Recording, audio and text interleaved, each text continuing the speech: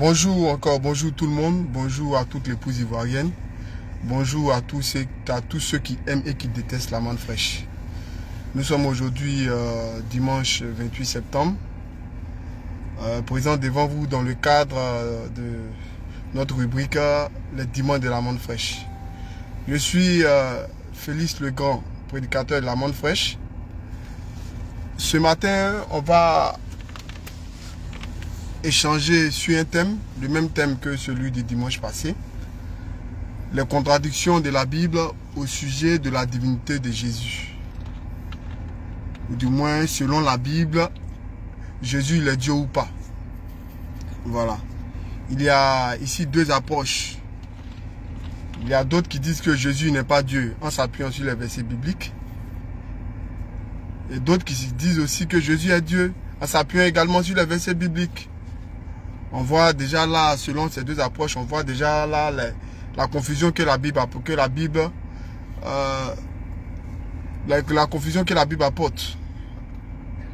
De quoi s'agit-il? La Bible, de façon unilatérale, est-ce que la Bible nous dit de façon unilatérale que Jésus est Dieu? Sans contradiction. Est-ce que la Bible nous le dit? Est-ce que la Bible aussi dit de façon unilatérale que Jésus n'est pas Dieu? Est-ce que la Bible le dit? Voilà. La Bible qui est aujourd'hui une boussole pour tout chrétien. La Bible qui sans elle, le chrétien aujourd'hui ne peut pas prêcher. Voilà, ce qui n'est pas le cas à la manne fraîche, parce que nous on peut bien prêcher sans la Bible. Sans la Bible aujourd'hui, les chrétiens, ils n'arrivent pas à prêcher. Ils ne peuvent rien faire sans la Bible. Donc pour eux, là, la Bible c'est l'élément essentiel même de leur foi. C'est l'élément essentiel de leur foi. On va ce matin apporter des versets qui montrent que Jésus est Dieu et des versets qui montrent aussi que Jésus n'est pas Dieu. Et on va voir la confusion, les contradictions que la Bible nous donne de constater. On va lire dans Colossiens 2,9. Car en lui habite corporellement toute la plénitude de la divinité. En Jésus habite corporellement toute la plénitude de la divinité. En Jésus habite corporellement toute la plénitude de la divinité. Frère, je le dis encore, je le répète. Celui en qui habite toute la plénitude de la divinité, cette personne est Dieu. Cette personne est Dieu. Il n'y a pas matière à discuter même. Il n'y a rien à dire. Celui en qui habite toute la plénitude de la divinité, cette personne est Dieu. Ici, Colossiens 2,9 ne nous dit même pas une portion de la plénitude ou de la divinité. Non.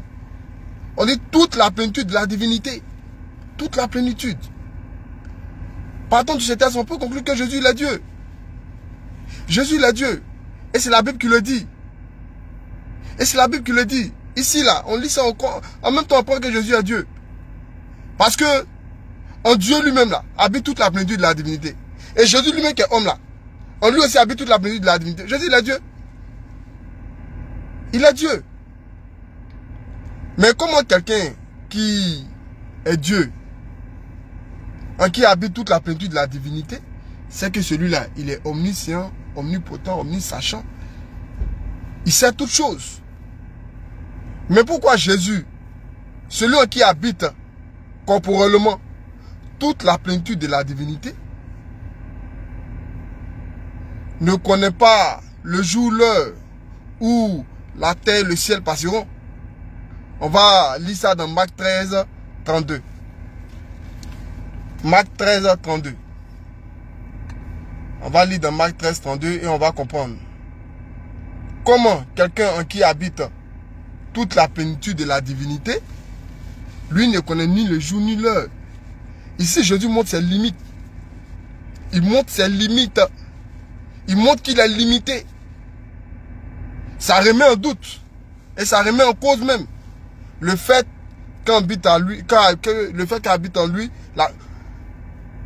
toute la plénitude de la divinité. On peut même douter. Est-ce que c'est vrai? Comment quelqu'un qui habite toute la plénitude de la divinité, il ne connaît ni l'heure ni le jour? Où la terre et le ciel passeront. Lui ne connaît ni l'heure ni le jour. Et on nous dit qu'en lui habite toute la plénitude de la divinité. Il a matière à se poser question. On va lire. Pour ce qui est, Marc 13, 32.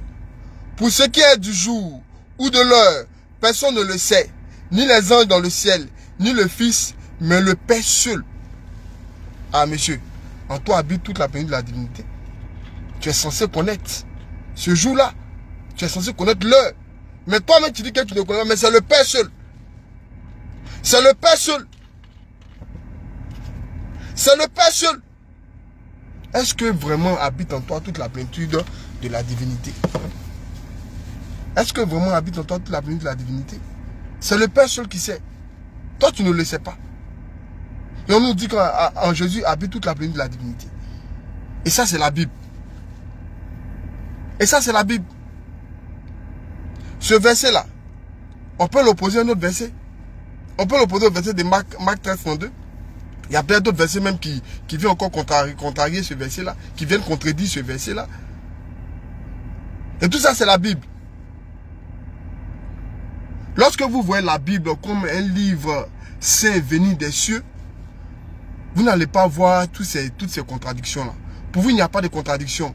Pour vous, c'est plutôt des éléments complémentaires qui prouvent l'aspect différent de Dieu, qui explique un même mystère, celui de la divinité de Jésus. Mais non. Si vous comprenez ça comme ça, c'est parce que vous prenez la Bible comme une Bible vraiment sainte. Mais si celui qui considère la Bible comme une œuvre humaine, c'est tout à fait normal que lui, il trouve dans cette Bible-là des contradictions. Parce que si on parle du postulat que toute œuvre humaine n'est pas faite là, lui, il peut dire ça. Celui qui dit que Jésus n'est pas Dieu là, lui, il dit ça. Il peut contrarier votre verset là. Et lui, là, c'est verset pour montrer que Jésus n'est pas Dieu. Et tout ça, c'est la Bible. La Bible a trop de points d'ombre. La Bible nous cause trop de problèmes. La Bible est remplie de contradictions. Et ça, depuis 2008, le Fils de l'homme, l'homme 3 fois saint, le marchand du Seigneur, il ne fait que le dire que la Bible est remplie de contradictions. Et que la Bible prise dans son entièreté n'est pas la parole de Dieu. Et si aujourd'hui nous sommes là à parler des contradictions de la Bible, c'est tout simplement parce qu'elle n'est pas la parole de Dieu. Parce que si elle était la parole de Dieu, on n'aurait même pas matière à discuter sur, comment on dirait, sur une contradiction que ce soit. On n'aurait pas à discuter dessus. On est d'accord, parfait, et puis tout le monde avance. Mais aujourd'hui, là, on est là à discuter, à prendre des contradictions, à prendre des versets à les opposer. On va continuer sur notre logique. Que Dieu vous bénisse abondamment. Ici, on va lire dans Jean 14, 28. Jean 14, verset 28.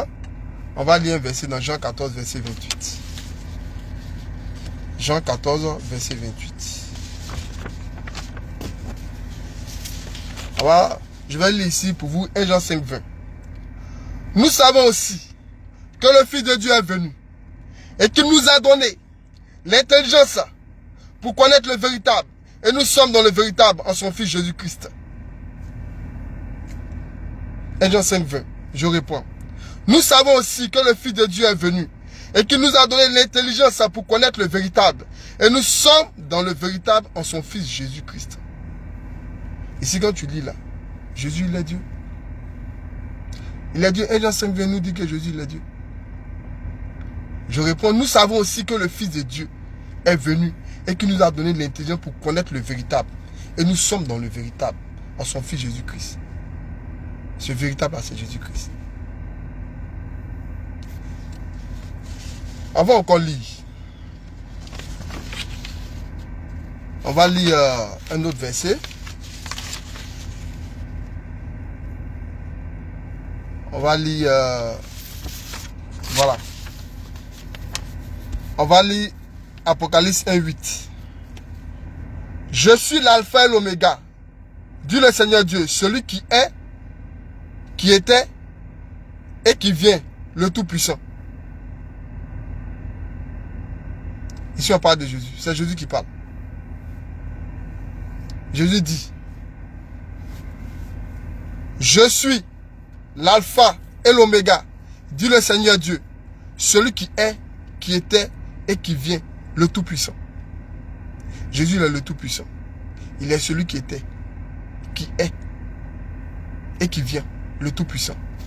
On est d'accord? Voilà. Là, Jésus nous montre que Au-dessus de lui, il n'y a personne. Avant lui, il n'y a personne. Avant lui, il n'y a personne. Après lui, il n'y a personne. Il est le seul. Il n'y a personne. C'est lui seul, Jésus. On va maintenant lire Jean 14, verset 28. Excusez-moi, ce matin, s'il y a beaucoup de lectures, c'est pour juste apporter, pour montrer les contradictions de la Bible. Jean 14, verset 28. Vous avez entendu que je vous ai dit, je m'en vais, je reviens vers vous. Si vous m'aimiez, vous vous réjouirez. Vous vous réjouirez de ce que je vais au Père, car le Père est plus grand que moi. Je lui dis que le Père est plus grand que lui. Comment toi, quelqu'un est plus grand que toi?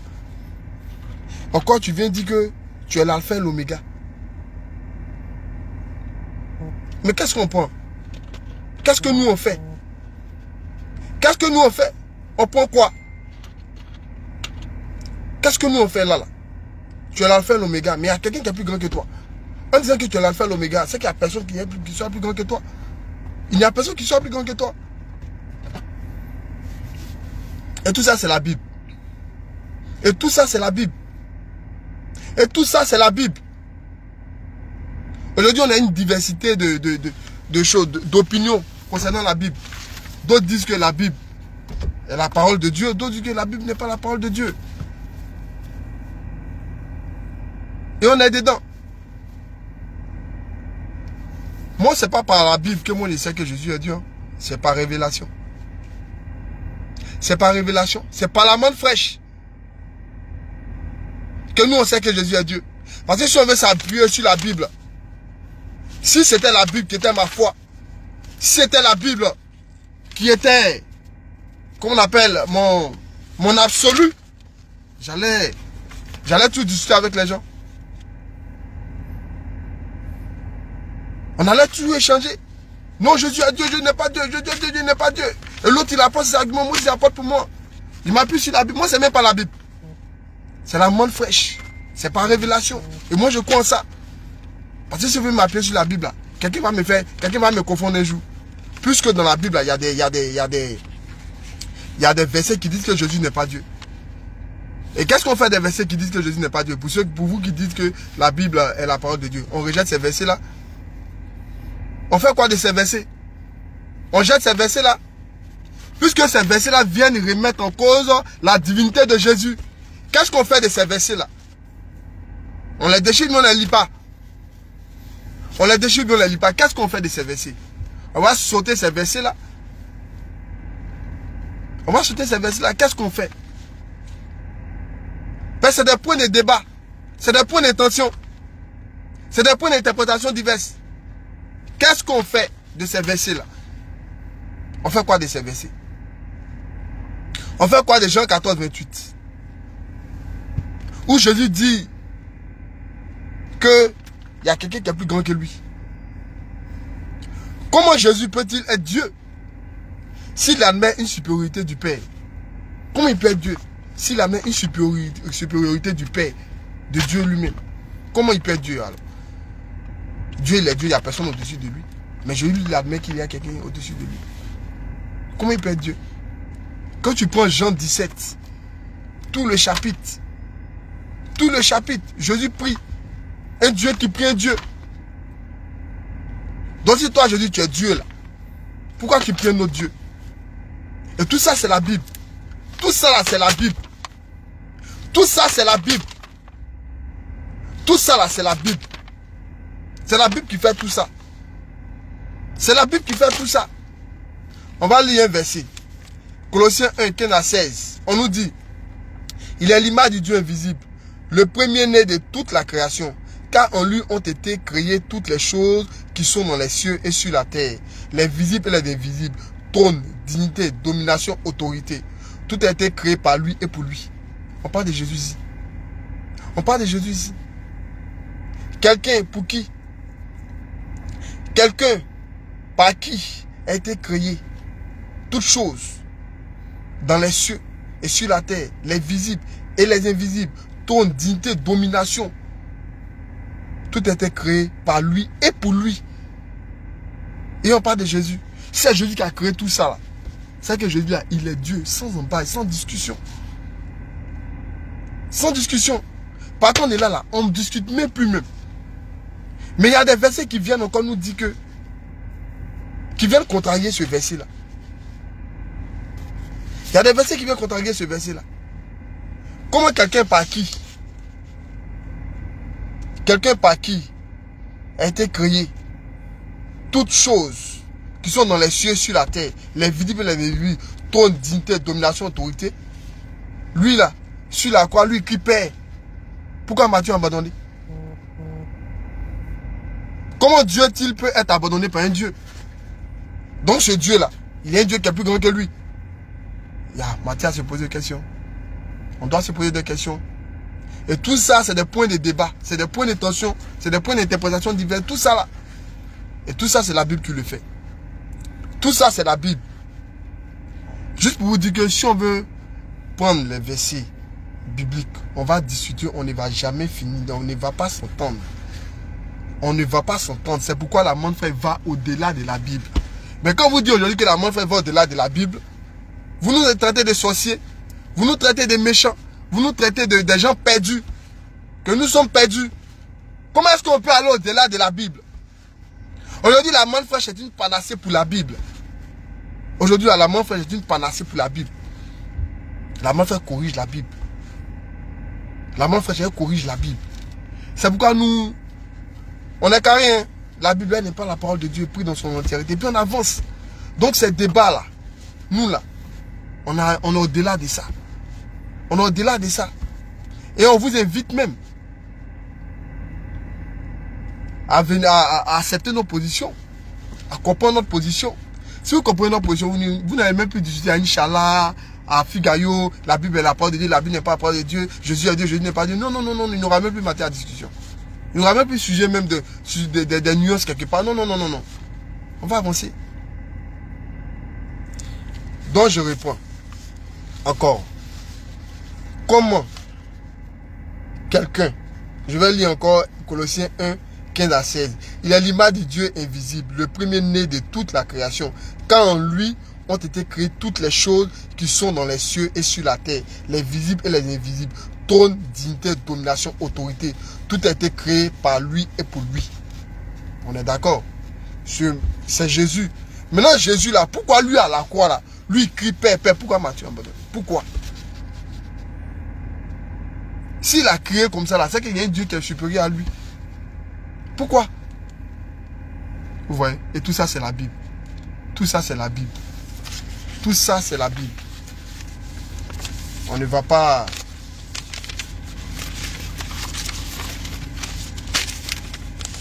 s'emmerder, comme on le dit. Tout ça c'est la Bible. La Bible est remplie de confusion. Il y a trop de points de doute. Voilà, trop de points de débat au niveau de la Bible, dans la Bible concernant la divinité de Jésus, qui est l'élément même le plus important pour l'homme. Voilà, pour le salut de l'homme. Que Dieu vous bénisse abondamment. C'était Félix le grand de la Monde Fraîche. Que Dieu vous bénisse. À bientôt.